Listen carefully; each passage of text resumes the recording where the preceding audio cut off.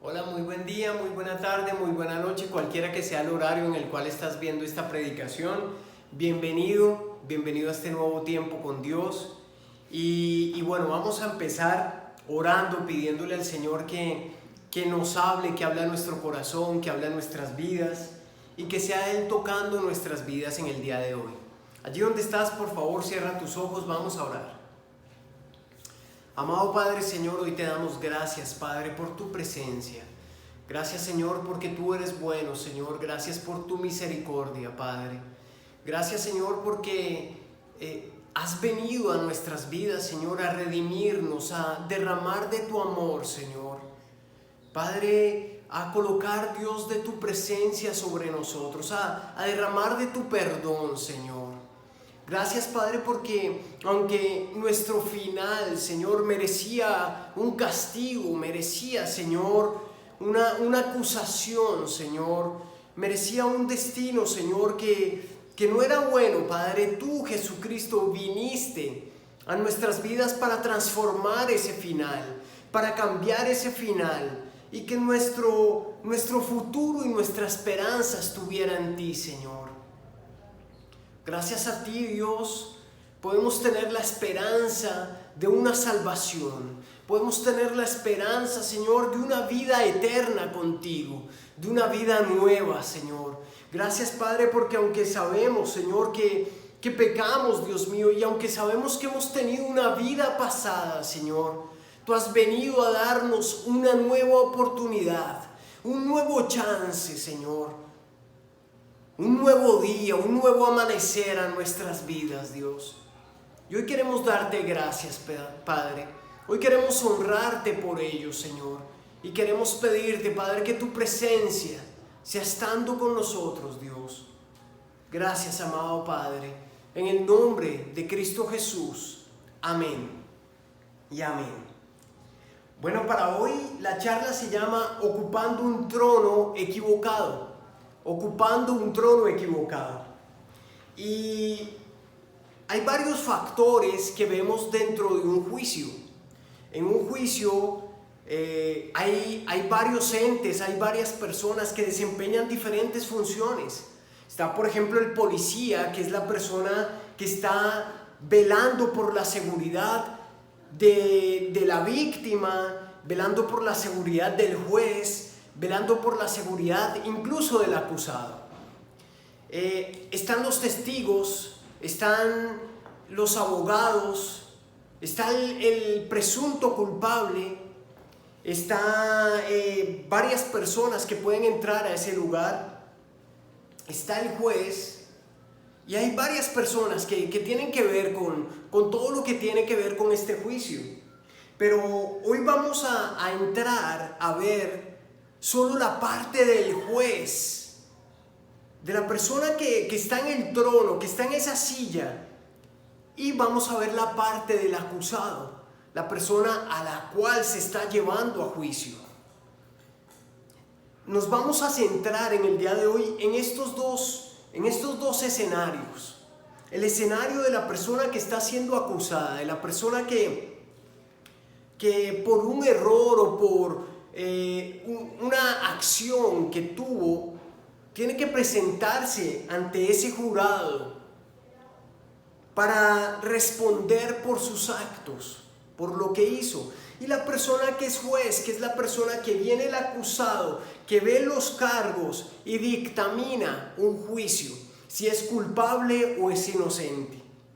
Y quiero que por favor me acompañen a Mateo capítulo 7. Mateo capítulo 7 del versículo 1 al 6. Dice: no se conviertan en jueces de los demás, y así Dios no los juzgará a ustedes. Si son muy duros para juzgar a otras personas, Dios será igualmente duro con ustedes. Él los tratará como ustedes traten a los demás. ¿Por qué te fijas en lo malo que hacen otros y no te das cuenta de las muchas cosas malas que haces tú? Es como si te fijaras en el ojo del otro, es como si te fijaras que en el ojo del otro hay una basurita y no te dieras cuenta de que en tu ojo hay una rama. ¿Cómo te atreves a decirle a otro, déjame sacarte la basurita que tienes en el ojo, si en tu ojo tienes una rama? Hipócrita, primero saca la rama que tienes en tu ojo y así podrás ver bien para sacar la basurita que está en el ojo del otro. Verso 6. No den a los perros las cosas que pertenecen a Dios, ni echen delante de los cerdos lo que para ustedes es más valioso. Los cerdos no sabrán apreciar su valor y los perros pueden morderlos a ustedes.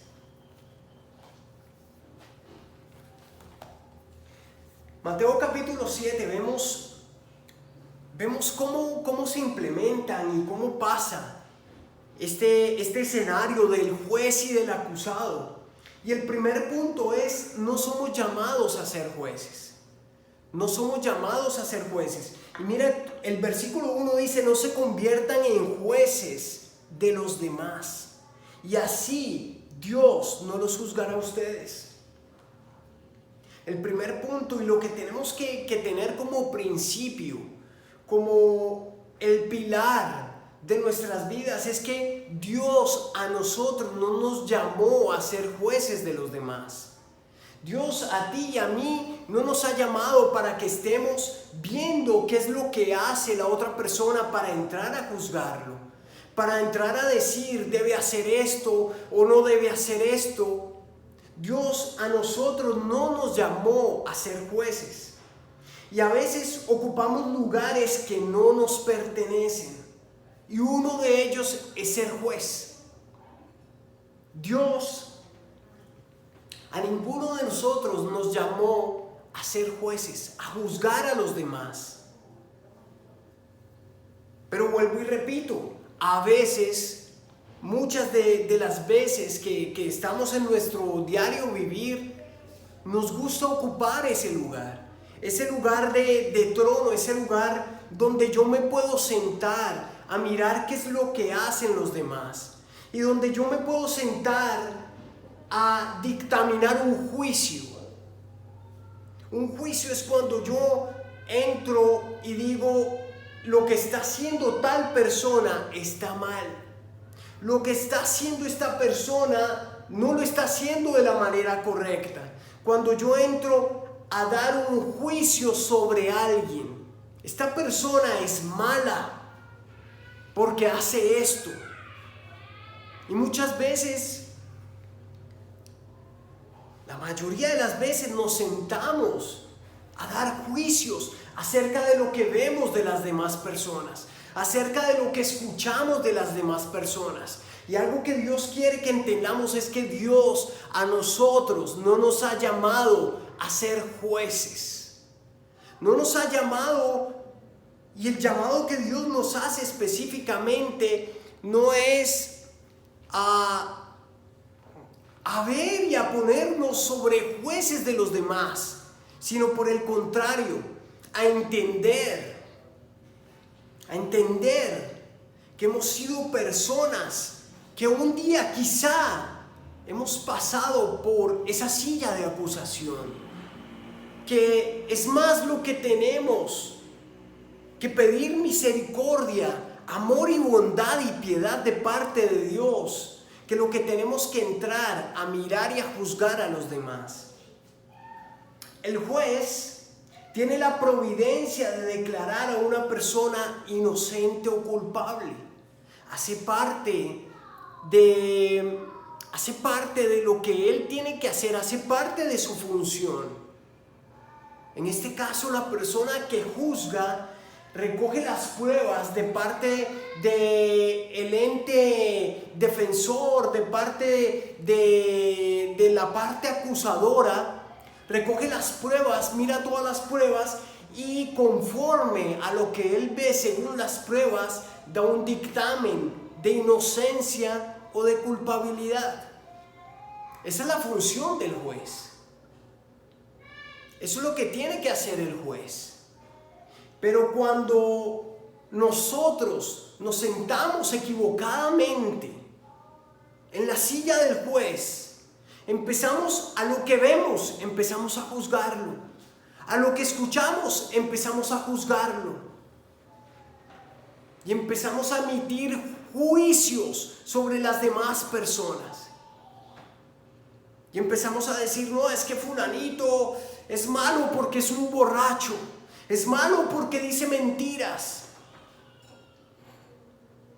Y no quiere decir que lo que estén haciendo no esté mal, pero a lo que vamos es que Dios a nosotros no nos ha llamado a ser jueces, nos ha llamado a ser luz para esas personas, nos ha llamado a ir y predicarles, a ir y mostrarles que hay un Dios que quiere llenar sus vidas, que quiere llenar sus vidas con un completo amor.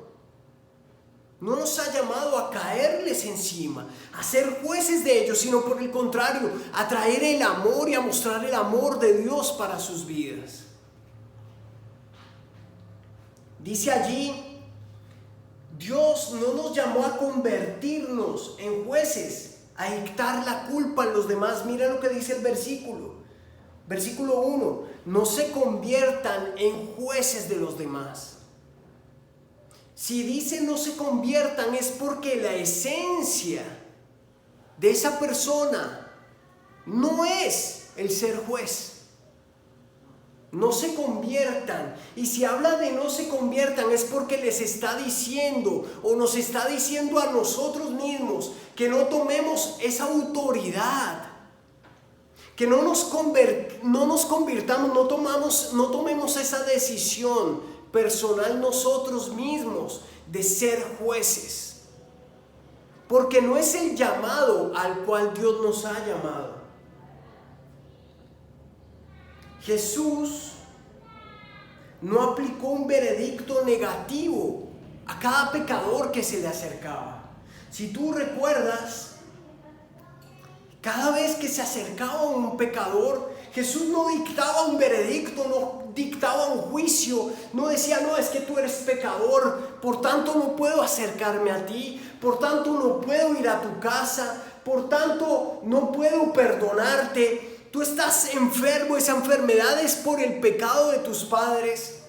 Cada vez que venía un pecador, Jesús lo que hacía era acogerlo, era recibirlo con amor. Imagínate el caso de Zaqueo. Si Jesús hubiera visto su pecado y no hubiera extendido su amor hacia él. Imagínate la mujer que fue sorprendida en el acto del adulterio. Si Jesús hubiera visto su pecado y no hubiera tenido compasión, misericordia de ella. Imagínate al ciego Bartimeo cuando le grita a Jesús, ten misericordia de mí. Cuando hubiera visto solo el pecado de Bartimeo. Cuando hubiera visto a los publicanos, a los pecadores. Si hubiera visto el pecado de ellos, hubiera dicho, yo no puedo acercarme a ellos. Y no vayamos tan lejos. Si Jesús hubiera visto nuestro propio pecado, ni siquiera tendría la opción, ni siquiera, si Él se fijara solo en nuestro pecado, no se acercaría ni siquiera a nosotros. Pero eso no es lo que hace Jesús. Jesús no se queda con el lente del pecado. Jesús no se queda solo siendo juez. Jesús lo que hace es ver que hay pecado, es ver que hay errores, es ver que hay algo que tiene que cambiar. Pero Jesús lo que hace es entrar a actuar con su amor, entrar a actuar con su misericordia, entrar a actuar con su perdón. Y tú y yo lo hemos visto y lo hemos vivido de primera mano. Hemos visto cómo hemos sido pecadores, cómo nos equivocamos, cómo le fallamos al Señor, cómo cometemos errores. Pero asimismo hemos visto cómo el Señor nos perdona. Hemos visto cómo el Señor no se fija en lo malo que hacemos. Hemos visto cómo el Señor extiende su amor, extiende su misericordia. extiende su perdón a nosotros. Y hemos visto cómo el mismo Jesús, teniendo la autoridad, el poder de juzgarnos, cómo Él viene y trae amor y perdón a nuestras vidas. El convertirnos implica ocupar un trono equivocado. No nos corresponde ser jueces. Allí el versículo dice, no se conviertan. Jesús les está diciendo allí en Mateo, les está diciendo a toda la gente que lo está escuchando, le está diciendo, mira, tú puedes ser mi apóstol, tú puedes ser mi discípulo, tú puedes ser un seguidor que hasta hoy me está escuchando, pero el mensaje de hoy es para ti y para mí. No nos convirtamos en jueces. No nos convirtamos en personas que solo en nuestra óptica está el error de los demás. Que solo podemos ver el pecado de los demás. Que cuando alguien peca, cuando alguien se equivoca, ahí estamos para caerle. Para decir, sí, claro, yo sí había visto ciertas actitudes. Y no estamos es para levantar, para ayudar. Obviamente si la persona no tiene voluntad de arrepentimiento, pues no hay nada que hacer. Pero nosotros debemos ser... Hay algo que se llama en primeros auxilios el primer doliente. Y es cuando sucede un accidente. La persona que sabe de primeros auxilios es la persona que está encargada de ayudar a esa persona y se llama el primer doliente. Asimismo, cuando pasa algo con uno de nuestros hermanos, con alguien que falla, debemos entender que nosotros debemos ser ese primer doliente. Esa persona que está allí para ayudar, para levantar, para apoyar. Convertirnos implica una decisión propia. Dice Jesús, no se conviertan en jueces, pero el convertirnos en jueces implica una decisión propia de querer ser superiores a los demás, de pretender que somos superiores a los que estamos juzgando. Por eso los juzgamos, porque creemos que nosotros estamos por encima, que estamos por encima de al que estamos juzgando, ¿no? Que estamos por encima de la persona que se está equivocando. Nos creemos en un estatus superior, en un nivel superior a la persona que se equivocó o que cometió el error o que pecó o que a diario se equivoca, así como tú y yo lo hacemos. Vamos con el segundo punto. El segundo punto es: tenemos un campo de siembra. Tenemos un campo de siembra. Mira lo que dice el versículo 2. Dice: si son muy duros para juzgar a otras personas, Dios será igualmente duro con ustedes. Él los tratará como ustedes traten a los demás. Tenemos un campo de siembra. Si tú recuerdas, para tener un vegetal, para tener un zucchini, un pepino, una papa, una racacha, cualquiera que sea el fruto que tú esperes, lo primero que hay que hacer para obtener ese fruto es tener una tierra en la cual yo como agricultor voy a colocar esa semilla y la voy a colocar en esa tierra. Y esa tierra con esa semilla va a producir una cosecha, va a producir una siembra. Y tenemos que entender que el campo de la siembra que tenemos nosotros son los demás. Por eso el segundo punto se llama: tenemos un campo de siembra. Y ese campo de siembra son los demás. Cuando juzgamos y damos con severidad, asimismo, Dios lo va a hacer con nosotros. No le estoy diciendo yo y no te estoy maldiciendo y no te estoy diciendo. Es lo que dice la Biblia. Si tú eres una persona dura y severa con los demás, dice Jesús que asimismo va a ser Dios con nosotros. Y la invitación, aquí Jesús no te está diciendo: mira, si tú eres severo, Dios va a ser severo. No, la invitación es que entendamos y que cambiemos nuestra forma de pensar y entendamos que la gente necesita misericordia, que la gente necesita amor, que así como nosotros necesitamos el amor y la misericordia, asimismo la gente afuera necesita el amor y la misericordia. La invitación de Jesús y de Dios no es: como tú eres severo, Dios va a ser severo contigo. No, la invitación es: estás siendo severo, tienes que bajarle el tono. Tienes que entender que afuera hay gente que necesita misericordia. Hay gente que necesita compasión. Hay gente que necesita amor. La invitación es esa, no a que vas a ser juzgado con severidad, sino que si tú eres severo y eres una persona juzgadora, porque lo hemos sido todos en muchas ocasiones, si somos jueces severos con los demás, la invitación es a que demos amor, a que demos compasión, a que demos misericordia. Porque así mismo como nosotros sembramos en los demás, así mismo va a ser nuestra cosecha.